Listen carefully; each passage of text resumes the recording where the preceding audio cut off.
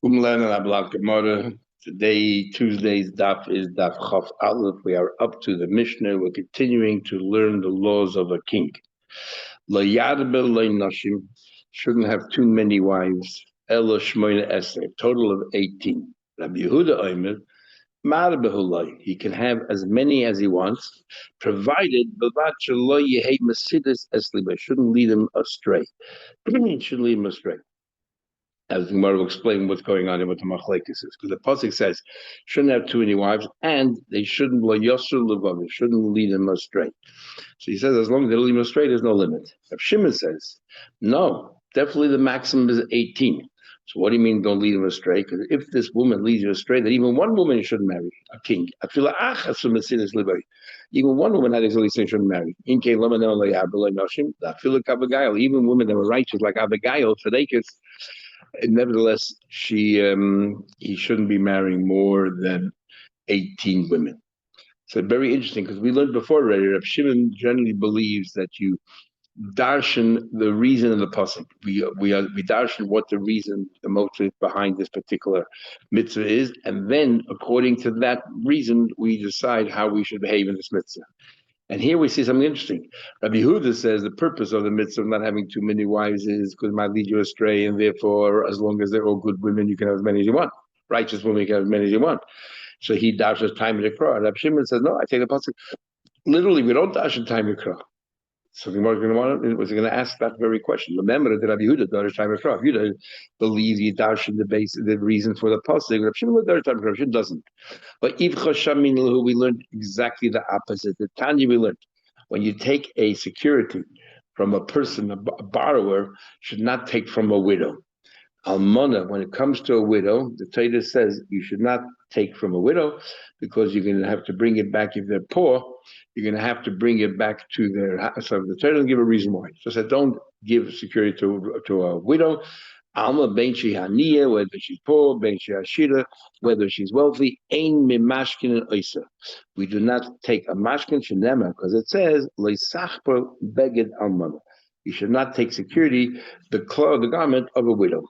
Doesn't matter what kind of widow, rich or poor. We don't dash the reason behind this din. Rabbi Shimon says, no. Shimon says the whole reason behind this din is because if she's poor, let's say it's a pajamas, you're going to have to bring it back to her every single night when she needs it, then take it back in the morning. And for the fact that you frequent her home and she's vulnerable, things might go awry, or people at least will talk. But if she's wealthy and you don't have to get back to her, there's no problem. So Rav Shimon is the one who dashes time in the Torah and makes differences in halacha accordingly. Rav Shimon says, Ashira, if she's a rich woman, a mashkin and Isa, we will no problem taking security. It's only Aniya, aim and mashkin, it's only a poor person. But because you have to return it to her, she'll have a bad name amongst her neighbors. Marina and my karma, what do you mean? Since you have to, you're taking security. Since she's poor, you have to bring it back to her every night in the morning. She will have a bad name in the neighbors. People will start, tongues will go wagging as to what's going on. Why is this man frequenting your house? Amar Rabbi Yehuda loy does time of Rabbi does not darshan time of the Rabbi Shimon does time Rabbi Shimon does. Ba'alma generally, what's going on here? Where's it now? Ba'alma generally, Rabbi Yehuda loy does time of Rabbi Yehuda does not darshan the reason for the psukim. The shiny hocha here is different. The father's time to come because the Torah itself gave a reason. Why should you have too many women? The Torah clearly says she'll lead you astray. So because the Torah put in the reason, so we'll follow that reason. But if the Torah doesn't put in a reason, we cannot come up and concoct our own reasons. However, Rav Shimon says just opposite. I hold always Darshin and time of Torah. We ourselves will come up with a reason. Why did the Torah suddenly here have to give us a reason? The Torah just say well, this chick cannot say anything about me. I'll know. Matam lo yaba. Why not? Mishum de lo yasa. Lo yasa lami. Why does it have to add a reason when we could figure out our own? It must be that afilu achas, even one woman in Messias one woman if she's religious straight, don't marry. But otherwise, 18 is the max.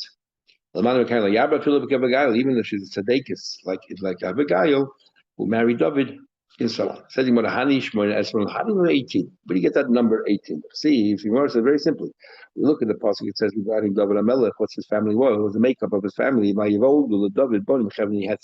He had 6 wives in Chevron, and he had children. And the pasuk goes through each one. It says that his boy was Amnon. It's 2 Achinoim. That's 1 woman. Hayisraelis. Umishneyu. The second son was Kilov. Looked about him reading on brachas that he used to embarrass me. People, Kila, La Abigail, H's Novel Kamli, originally was the wife of Novel Kamli, ended up marrying David. Shlishi is Avshalom, who rebelled against David. Ben Macha, and he had a sister, we'll see Tamar. But in the 4th one, Adoniah ben Chagis, and the Chamish, the 5th one, Shvatya ben Avital, and Vashishi. And the 6th son that he had was Yisrael Eglos Eshes David, Egla, the wife of David, Ela Yolu David Bechevin. All of these wives he had in Chevron gave birth.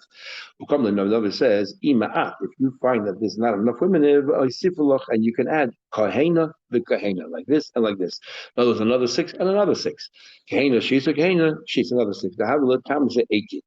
Masculine Ravina says, who said maybe Kahena means another 6 is 12, and then Kahena means another 12, 24. Tarti today, the Kahena Esim above 24. So in fact, we tackle it, but I say this way, the maximum should be 24. And then furthermore, the man the Dorish Vov, the one who says that we dash in the Vov again, like it's in a whole other word, since it says Kahena, the Kahena, Aboyish 48. Tana we learned Layabel and Noshim Yesim Aboyish 48. So Gemara says, Tana Didam, our Tana, my timer.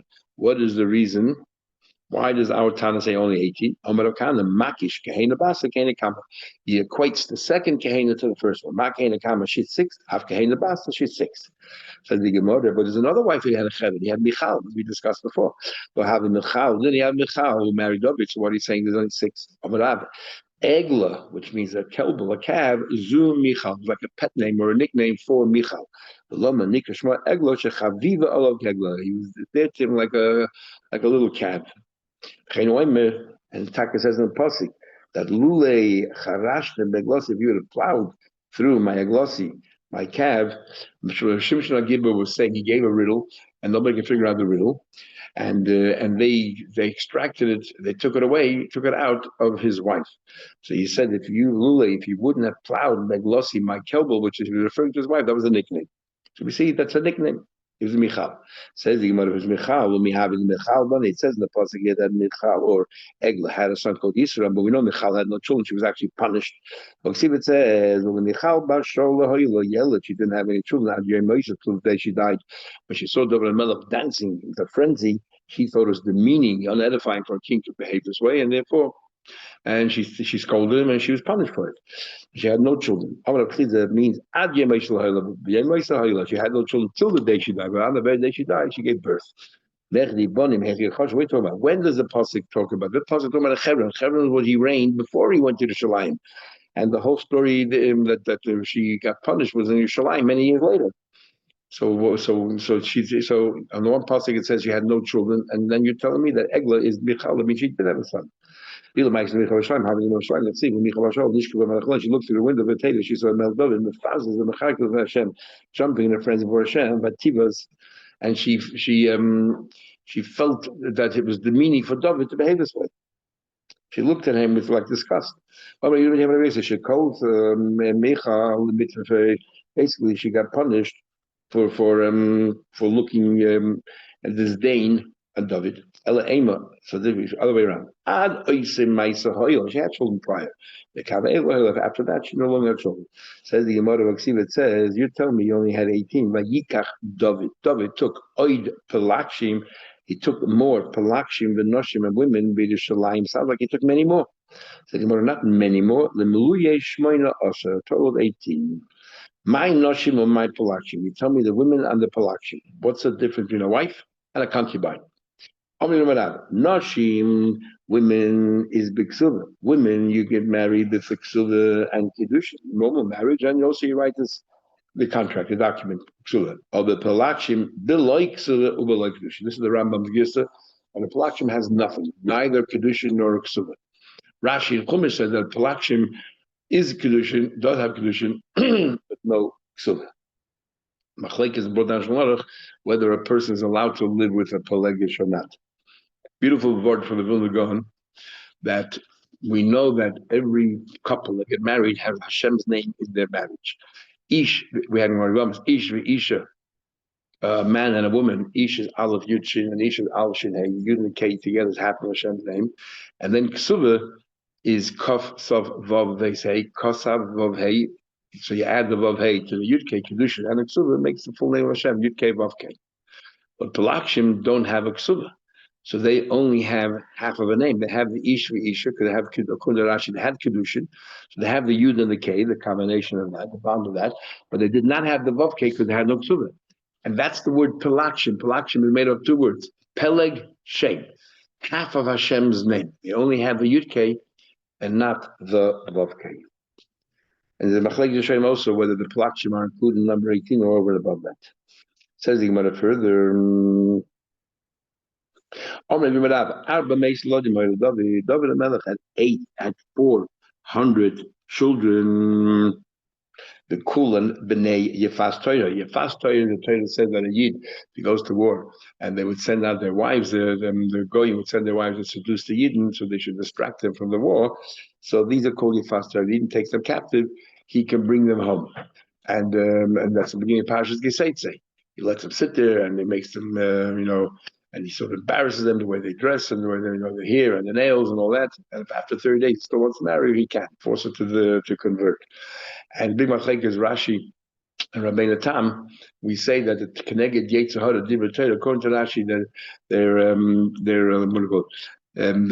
that you're not allowed to have any relations with this woman even once until you bring her home. You wait for 30 days, the whole ordeal. According to Rabbeinu Tam, no, once you're allowed to, and then after that you want to have any more intimacy with this woman, you have to bring her home and treat her, 30 days, and afterwards you have to marry and treat her like a wife. Now, David HaMelech says over here, he had 400 sons, B'kula b'nei Yefas Torah. These are all sons of these Yefas Torah that you brought to the house, and you made and you converted them. Megadle Belurius, and they were all Megadle Belurius. Megadle Belurius for you. There's Rashi holds that a Belurius is basically that only hair grows on the back of the head and not in the front of the head. That's a Belurius. And the Rambam holds that there's a Belurius and the Kumi, and Rambam holds that one of them is here in the back of the head, another one doesn't have hair right down the middle of the head. Whatever they call that. And you're not going to have both kinds. So he had 400 children, sorry, from the Kulan Yeshim Bekrenish, so the Lord treated like royalties, so all like golden chariots. They were leading the army. These were the strong men of Beit David. They were very intimidating. The Rishonim have a big, difficult time in Achrein to understand how David HaMelech was able to have 400 children of Yefas Torah when we said you're not allowed to marry more than 18 women. And if you're not allowed to marry more than 18 women, how can he have 400 Yefas Torahs? Some say they were twins, triplets. Others say, but that still doesn't add up to 400. Others say that they died and then he had been married other ones. But Advaz in the Tshuva says that it actually wasn't his children. They were other people's children, but because he raised them, whatever, they were like his, and therefore they treated like his children. Others want to say that it's exaggeration, 400. Something more further, Tamar Bas Yefas Torah, Tamar, who was the sister of was the sister of Avshalom. Was a sister of Shalom, was actually a Bas Yefas Torah, was a daughter of Yefas Torah, so it wasn't really David HaMelech's daughter, as we'll see in a minute. And Rashi learns that she was the daughter of Yefas Torah. And the question is, as we'll see in a minute. Okay, Shnema, it says in the pasuk, I want you to go and talk to. What happened was, Amnon very much desired to wanted to live with Tamar, and so he made believe, he pretended that he was sick, and he had Tomer come in. He convinced Tomer to come in to fry him food, and then he tried to assault her, basically. And so the pasuk says, now it was a sister. How in the world did he expect to live with his sister? So he said that it was a bas yifas toyer, and Rashi says that even though, according to Rashi, that you bas yifas toyer, you're not allowed to have any relation with them until they convert, and you marry them. So the chayda was David HaMelech was even as a different woman, David HaMelech, different mother, David HaMelech was a father. So how did he want to marry her or live with her? So Rashi says interesting that koydim shenitzgaila b'leiv shalom. It's talking about that before they converted b'leiv shalom with a complete heart. So she really wasn't a yid then. So according to Rashi, it seems if she went through the gears, but it was forced, and therefore she wasn't really a proper ger.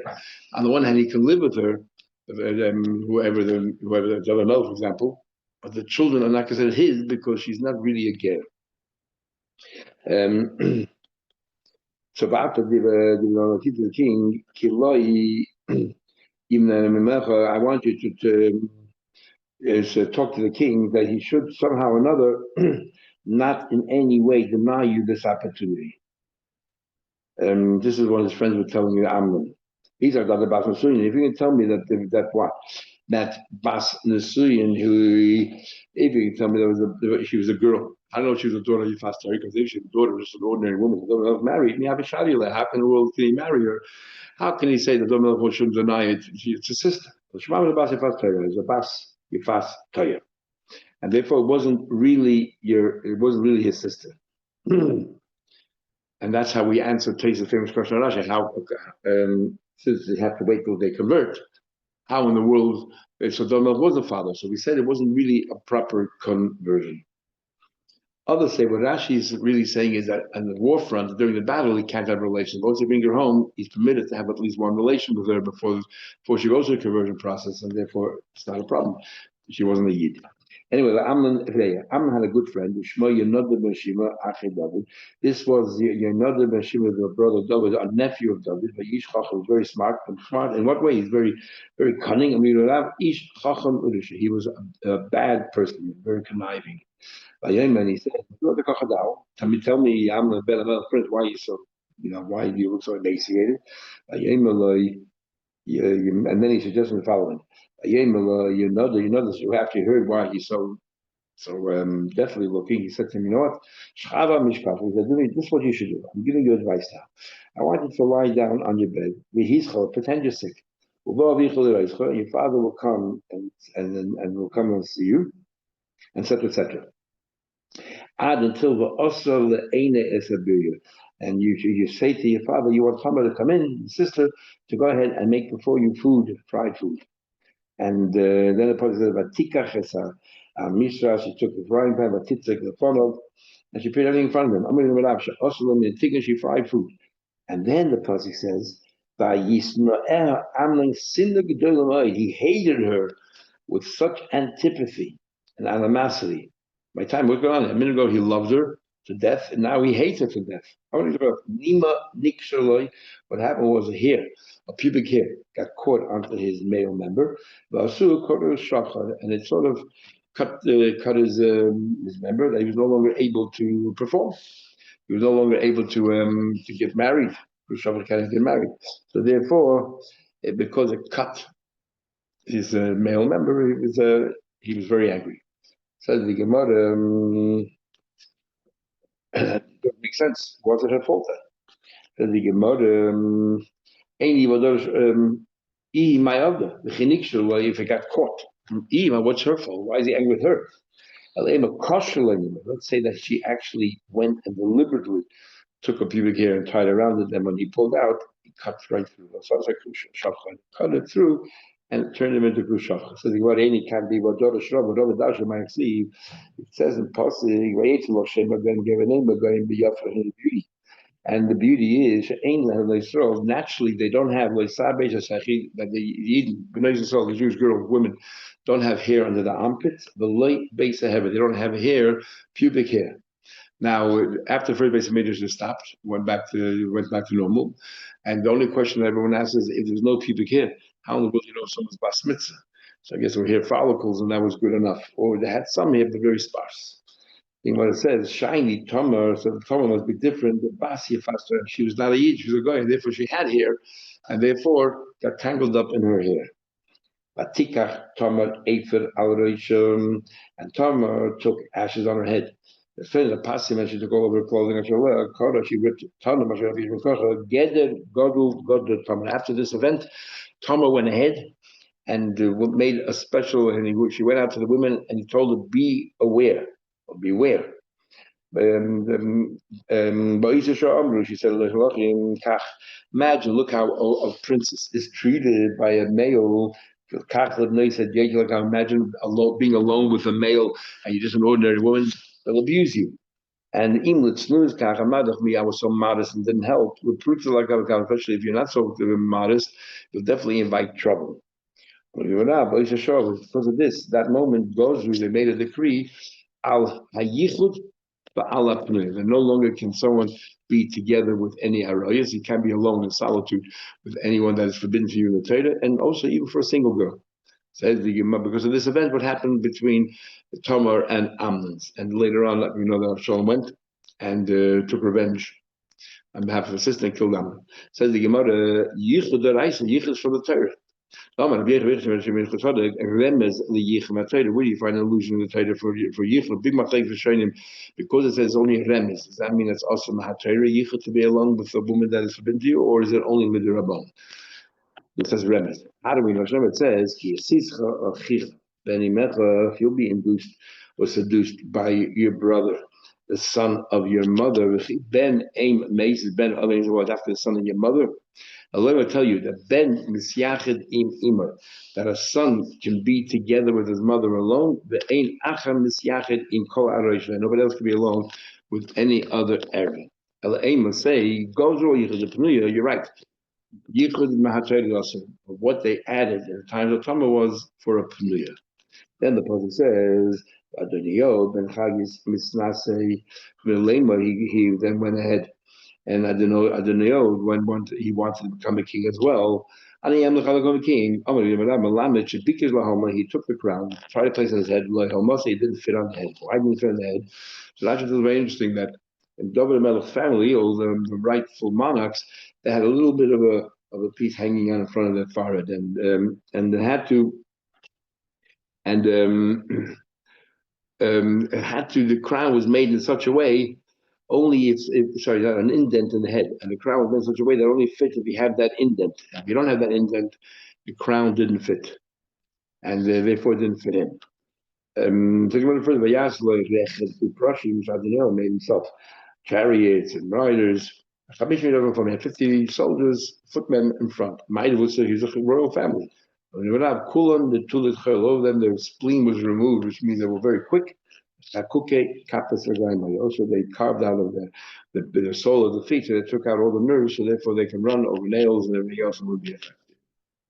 We continue now further, so you're not allowed to have too many women. Shouldn't have too many horses. Only enough that he should have for his chariots. And the kesef, the vizor, nor should he have too much gold and too much silver. It says like the throne of the king is called kisei.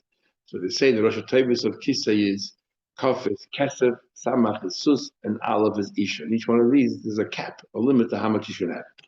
Anyway, so gold and silver also should be limited. You should have enough gold to pay his workers.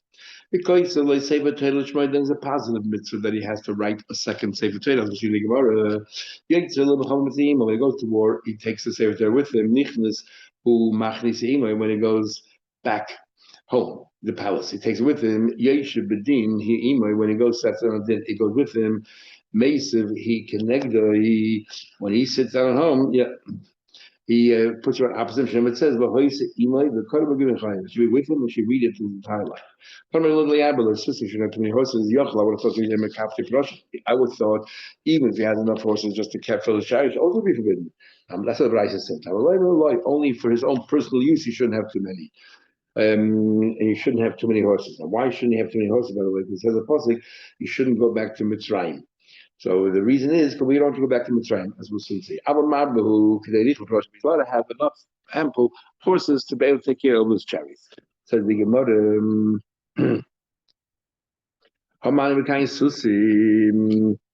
So when it says you shouldn't have too many horses, what are we talking about? Susim habit about tailing.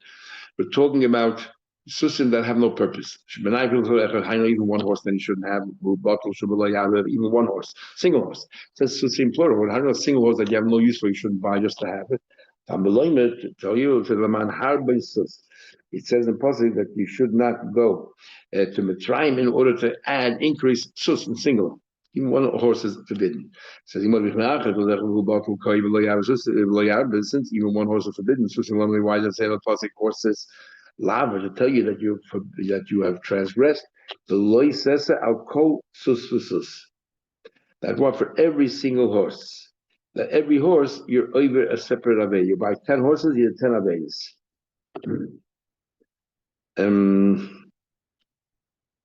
They went further. It says the only reason is because it says you should not have too many horses for your own personal use, but for your soldiers, anything else you permitted. Now, are you going to tell me what we thought that you shouldn't even have enough horses to take care of your chariots? What kind of army do they have? What kind of kingdom is it? No, you would have thought that you have to skimp and be and only have a very measured amount of soldiers. I say no. When it comes to paying to buying horses for your soldiers, there's no limit. Be generous. Be expansive. Because you shouldn't have to go to Spain to give it for your wages, for your soldiers. You shouldn't increase to you. Even if you want to pay wages, you shouldn't have too many. Only for your own benefit. Shouldn't have too many. But you can have more in order to pay your soldiers. Now, on the other hand, the only reason it says I know that you're allowed to have money, but you need to for wages. But only for your own personal use, you can't. Had it not said loy halav hochi whatever I thought that was even wages. Nami loy was a loy not. We need a lahav that for your wages you could be extravagant, you could pay more money, you could have more people working for you. So what has to the amid loy l'grosh. Now you tell me loy is only to tell you that if it's personal benefit, loyabel noshim, my dog should be. So it says loyabel loy noshim. How be dashing loy there? He shouldn't have too many wives, and who can? The muted ordinary people don't have this cap of 18. Every time you see one positive, he had arboim elif arva susi lemekafel. He had 40,000 a row of stables. Uksiv a stall. Uksiv it said the Hila Shlema Abbas Alafu Susim had Arva Susim had 4,000 stalls. Okay, so Im Aboim Elif it's the blows we had 40,000 stables. Each stable had like 4,000 stalls. But it maybe means that you had 4,000 stables. Each one had 40,000 stalls. Amazing. Amazing. Now, the reason why you can't have too many horses is because we don't want to go back to the tribe. So the famous Kaftor Perach, a Rishon, writes that he met or he knew one of the grandsons of the Rambam, Shmuel, and Shmuel told him that the Rambam, every time he would sign a letter, he would write over 3 Averis every single day. Because 3 times in the Torah it says, you shouldn't go to Mitzrayim, but one of them is telling you a fact that you're never going to see them again in Mitzrayim, but the fact it says 3 times, it becomes like 3 Averis, which others find difficult to imagine. If he believed there was an Avera, why was he living there? So we have very interesting different opinions. One opinion actually says that the Mitzrayim of today is not the Mitzrayim of the Torah. The Mitzrayim of the Torah is more like Sudan, much further south, much further down. So therefore, the Rambam lives not a problem. But Vaz said live in Mitzrayim. So some of the Rishonim say that the reason why the Torah counts the 42 tablets, the 42 masois from Mitzrayim to Eretz Yisrael, will tell you that only this route is forbidden to go back to Mitzrayim. If you go any other route, you can go back to Mitzrayim. There's another opinion that Sanhedrin came and he moved all the people around, so therefore there's no prohibition anymore to go into Mitzrayim. The Radbaz writes himself that he lived in Mitzrayim, but if you go to Mitzrayim, not to live there forever. And then once you're there already, he says to go. But once you're there, you remain there, again, it's not really another way. So that's how they get around that. Further, it says, Bro, the first part line. Maybe you said the question. See, it says ain't kesef netzah shleim. At times the shleim money was not worth to move anything. See, even elsewhere, so even shleim, they said kesef shleim avonim was like stones. It had some value, like kasha. Kind of here, koyin shenasa shleim is pari. Here, talking about before shleim married the bas pari because she brought away the zora. Then he had some value, had no value. And then kind of acha shenasa shleim bas pari. They were punished already. It had some value. It has less on it. The moment Shlomo married the daughter of Para, Yored, Gabriel, really came down, the Noat's Konabiyam, and he wedged in a reed in the sea, the hellish shit, and then started to gather sand. But all of Nivakar, God was really, they built a large city in Rome. Italy, entire Italy then was fashioned. Why is it that the Torah generally doesn't give us reasons? Of course, we have plenty of reasons in the Torah for mitzvahs. But where you have a mitzvah, and the reason why we want you to do the mitzvah is to prevent you from doing an avera, that we only have in two places over here. Don't go have horses because you might do avera going to Mitzrayim, and don't have too many wives because you might avera leading you astray and doing avodah zarah.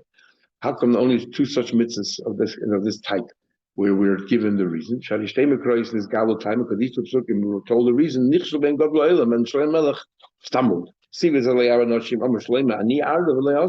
problem. And nothing will happen. I won't really go astray. You see, he not sure if he could love in. What happened? Exactly what happened. They led him astray. See, the said, when I've seen horses, and he out of let me go back to try him. See, it said, but hey, Tim, you have to pay $600, whatever it is, to bring horses from the time. Then it had the case of Sefer Torah Shema. He writes a Sefer Torah. Tony, we learned, eventually, you shouldn't use it to save his father and have a new Sefer Torah. Amar Rav, Afal Pisha, Nichel Avois, even though his father lets him a Sefer Torah, Mitzvah Lichte Mishalei, the king should write his own. Remember, it says about Ata Kisra Lechem Esashir, you should write your own song. Machlek is if both Sefer Torah the king has to write, or if he has one, at least the other Sefer Torah he should write. The Mitzvah writing Sefer Torah, according to some Zariah, the Rambam, that is the Torah says you should write this song, but since he cannot write only one parsha, they have no choice but to write the entire Torah. Big Machlek is showing him what's the purpose of writing a Sefer Torah. Beautiful Sikh Rebbe as well. Is the main thing is to own a Sefer Torah, and you own it by writing. So if you buy, it just as good. Or the main thing is the mitzvah of writing a Sefer Torah. And once you've written, you did your mitzvah, which means if afterwards you sell it, whatever it is, you still fulfill your mitzvah. You don't have to have it afterwards. The Rosh says the main purpose of writing Sefer Torah is to learn. So if this man Azay says you can get Sfarim, then you don't necessarily need the Torah because we have the Lamda Bam through other means. So others, the Shagzai wants to say, and others, that there's no mitzvah of Sefer Torah today because we are not experts in words that are missing a letter or have an additional letter they shouldn't have. And therefore, we're not bucking Chsedas via Sedis, so therefore, there's no mitzvah today at all. It says you should write Sefer Torah in his name. You shouldn't benefit from others. Melech, it seems a king, yeah, a behid, headed like. Sounds like only a king, but a hedyet doesn't really have the mitzvah. So no, every person has a mitzvah writing a Sefer Torah, but a king, the state Torah, has two Torahs. You can learn. Because of a Mishnah, you should write a second Sefer Torah. Kaiser Lishma, he writes for himself, state Torahs. Achas, one he takes with him wherever he travels. Achas, Shemanachlu, he does one is sitting there in his treasure. Oisa, the one that goes takes it with him wherever he goes. Oisa can mean kameh. It makes it like some kind of an amulet. The toilet is really, he hangs it on his arm. She never says, Shivisi Hashem lenegdisam. Hashem is before me always. So he has a Sefer Torah always in front of him. Never move away from me. And Eino Nichnes Ba Loile Beis Hamerchet doesn't enter a vat house or a Torah, which never says, well, he takes it with him, he has it with him, and he learns it all the time. Harol Mokum Harol Likra, a place where it's suitable to read it. But Ashash wants to say it's impossible to have the Sefer Torah like a kameya, like an amulet, and therefore he says it means only certain mitzvahs were put there. Some want to say only the Sefer Sadivus. Others want to say that he didn't. Radbaz actually said that the king didn't wear it. He had a person always with him that had the Sefer Torah. Just like then someone else was walking with the president holding the briefcase, famous briefcase. The same thing here. Lahavlu, that someone else walked around with the proper Sefer Torah. You're not be Torah, even filling, just hang. Even though, according to one opinion, it's only if you put on a Rashi said only put on a peg. But others say even generally it's not makabadik. To show your tailor shouldn't be hanging. And we see there's a ksav ashuris and a ksav ivri. We just learned that the word Mishnah Torah comes to tell you a double Torah. A king has to have two Torahs. We're now about to learn that possibly is another pshat in Mishnah Torah. It means that the Torah changed. That means that the original Ksav, there's the handwriting and there's the language. The original handwriting for the Torah was very different than the Ksav Ashuri, which is what we have today. We'll have three opinions. So says the Gemara, first the Torah given the Ksav Ivri, the Lashon HaKodesh is given in Ksav Ivri and with Lashon HaKodesh. The language is the same, the Holy Tongue, but it's a Ksav Ivri, a different penmanship script altogether. Chazor v'nitna lehem b'mei Ezra. At the time of Ezra, it changed b'ksav Ashuris. It became the Assyrian ksav, the Lashon Arami. But they also changed from Hebrew to Arami. B'nei Yisrael, that afterwards they even selected ksav Ashuris the Lashon HaKodesh. V'nichul lehed yaiters, and they left behind for the ordinary people ksav Ivrit, that other script, the Lashon Arami. Manad yaiters, mean which ordinary people? Avrachiz kusoi v'goyim. They have ksav Ivri and the language of Aramaic. My ksav Ivri, what exactly ksav Ivri? Is ksav libuno. Ksav Ivri is ksav libuno, which are very large letters. Tanya says, Ezra was equal to Moshe Rabbeinu, and if Chasam Shalom Torah was not given to Moshe, it was given to Ezra. Il Molech Kadam Moshe. The Moshe, if not for Moshe, it would be given to him. By Moshe it says Moshe Ola Lakim. And by Ezra it says, who Ezra Olam Nebam. Ma'ali Amr Kam Tater, so we expect Kam Ali Kam Tater. The Moshe says, well, Oisi Tziva Hashem Be'esahi Lamed Ezra Chuk Mishpatim. Moshe said, I was told to instruct you Chuk Mishpatim. Well, Be'ezra, who I'm, Ezra says, Ki Ezra Heichim Lavavi, Ezra prepared them, Lidrash Hashem, to investigate Hashem, the last of all of his Chaykim Mishpat. To go ahead and to make it even Chaykim Mishpat.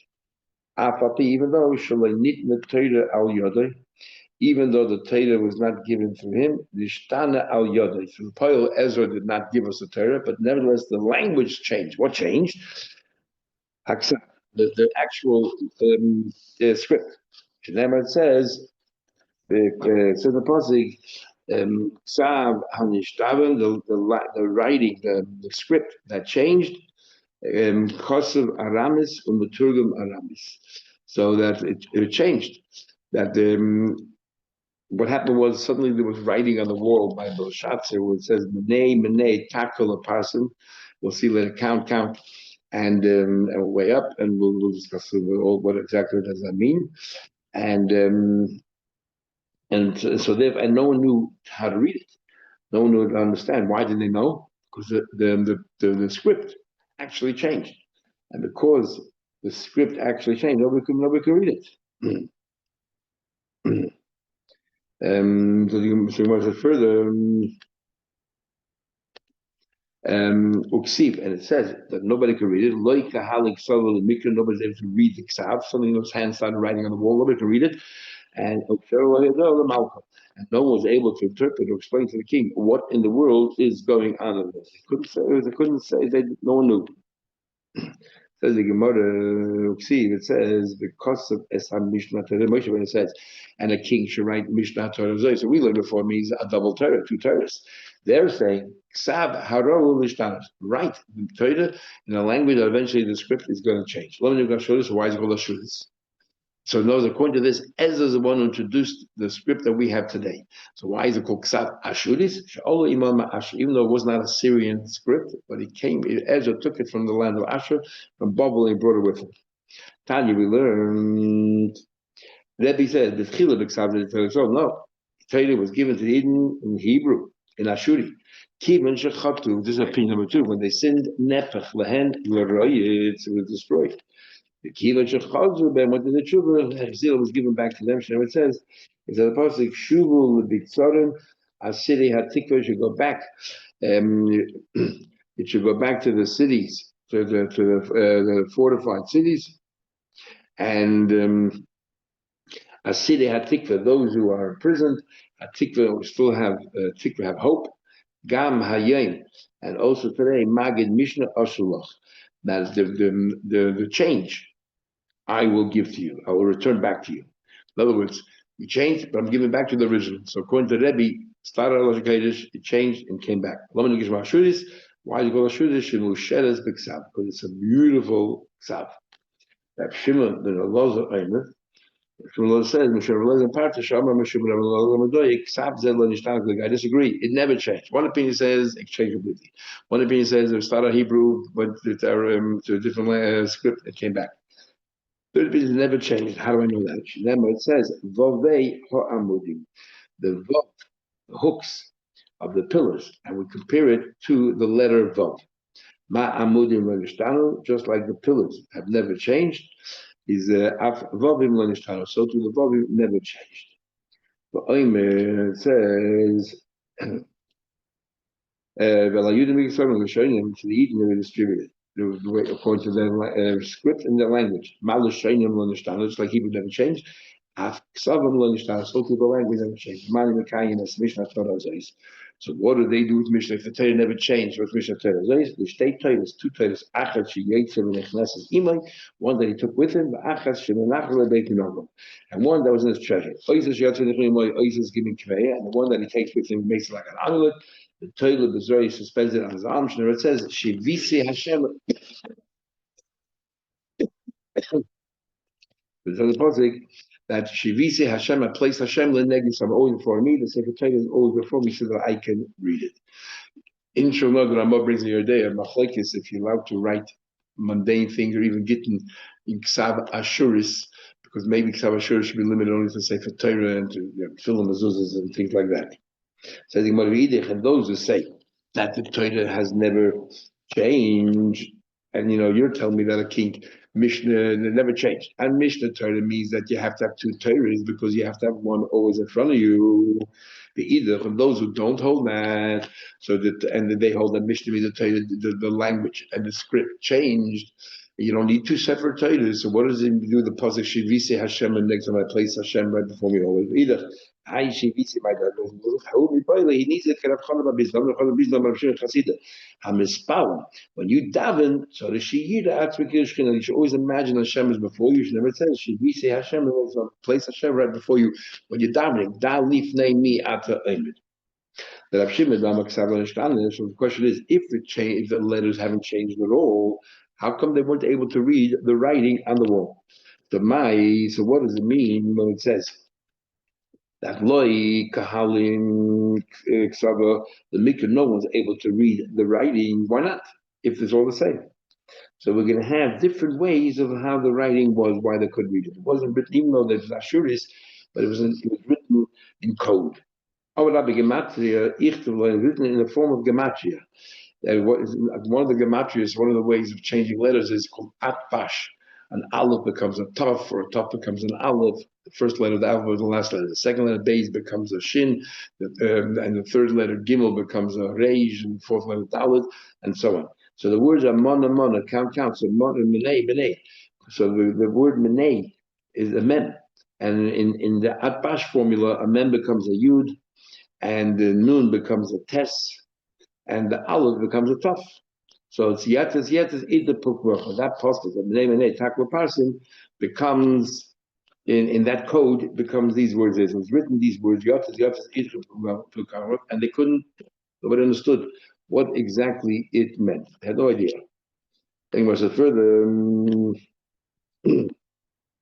my Parishlu, what exactly did it mean? What did he say? What does it mean? How to explain it? He said the following: Menei kau parsin. He said, Hashem counted your years of your reign, and it seems like Vishlabdocha, and it seems like you finished.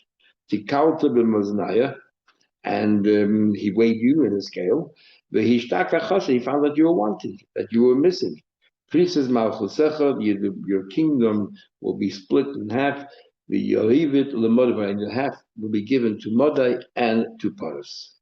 That's one reason why why don't we read it, and what the explanation was. Shmuel said what he actually said was a different thing altogether.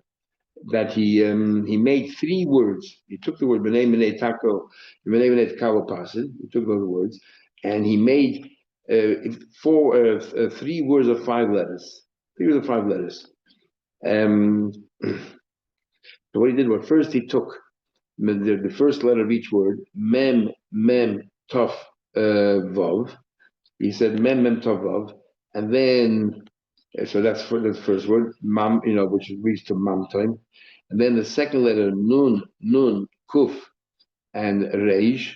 So that became sorry, nun kuf fei.